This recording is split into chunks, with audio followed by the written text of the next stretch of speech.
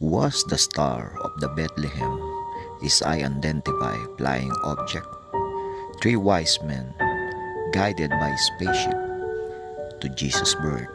The star of the Bethlehem is the name given to an event in the night sky that the Gospel of Matthew say herald the birth of Jesus. Three wise men, magi or kings, went to King Herod and asked, "Where's the one who has been born King of the Jews? We saw the star in the east and have come to worship him." After the kings went on their way, the star they had seen in the east went ahead of them until it stopped over the place where the child was, according to the book of Matthew. So, we have a moving star in the east big enough to notice above others with the naked eyes. The Bible say the star appeared in the sky which guided the three wise men to the stable where Jesus was born, where they gave him gifts. So what would be the astronomer and all the scientists can say to all this incredible event on that time? Star of Bethlehem to find the baby Jesus is an enduring part of the Christmas story. And it turns out there's a historical and scientific evidence of a special star at a time and place that aligns with accounts in the Bible. As KGUN9 on your science, Craig Smith reports, astronomers think it wasn't truly a star, but something else that would have caught the attention of the wise men of the time. Some astronomers, scientists, and alien hunters claim no star would move in such a way, and claim that there's three wise men were guided by extraterrestrial influence to Bethlehem.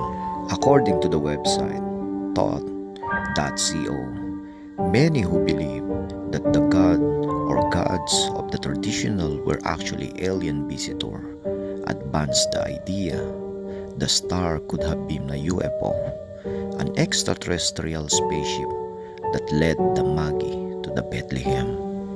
As ludicrous as his idea is, it's the only one that explains how the object could have suddenly appeared, moved, and stopped for apparent purpose of pinpointing Jesus' birthplace. Throughout history, Jesus Christ and Christianity have been always linked to alien activity. Two separate texts from Egypt, now being held in Morgan Library and Museum in New York City, and the other at the Museum of the University of Pennsylvania, suggests Jesus was an alien shapeshifter. The text described Judas' betrayal to Christ. Then the Jews said to Judas, "How shall we arrest him? For he does not have a single shave, but his appearance changes. Sometimes he is ruddy, sometimes he is white, sometimes he is red, sometimes he is wet colored, sometimes he is pallid like ascetic, sometimes he is youth, sometimes he is an old man." Another text written in the Coptic language, a form of Egyptian, describe how Pontius Pilate had dinner with Jesus the night before his crucifixion.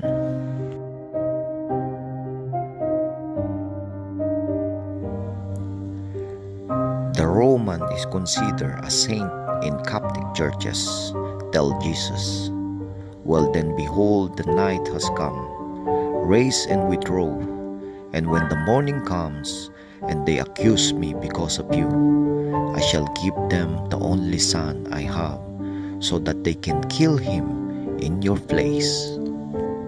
To which Jesus responds, "O Pilate, you have been deemed worthy of the great grace, because you have shown the good disposition to me." If throughout the history and Jesus Christ and Christianity have been always linked to alien activity, let's go back to the Star of Bethlehem. When the Bible says Jesus was born as Mary and Joseph traveled to Bethlehem to register with the Roman government, historical records independent of the Bible show that was by order of Caesar Augustus in the year 3 BC. The Magi are believed to be learned priests of an ancient Persian religion that made precise studies of the night sky. Michael McGee is the director of U of A's Flandreau Planetarium. He says many cultures that studied the skies saw something unusual about that time. There are Chinese writings, there are Arab writings of the day that all contribute to the history of what was going on, and researchers have lots of material to look over to confirm it all. We celebrate Christmas in the winter because the early church decided to turn a pagan winter festival into a Christian observance. Ancient records actually mention a bright star in the east in August of 3 BC. But what did they really see? Records do not describe something that looked like a comet. They also do not describe something like a supernova, an exploding star. What we know as planets, the ancients called wandering stars because they moved through the night sky. You could say, well, there was a bright planet. Like we've seen the planet Venus both in the evening and the morning at times. It's very, very bright. That could easily have been what the bright star was. Problem is, they knew all about Venus. They knew when it came up in the morning and it came up in the evening. They knew that very well. So that wasn't anything new. McGee says records show around the time of Caesar Augustus' order, the big bright planet Jupiter lined up 3 times with the star Regulus, which ancients called the king star.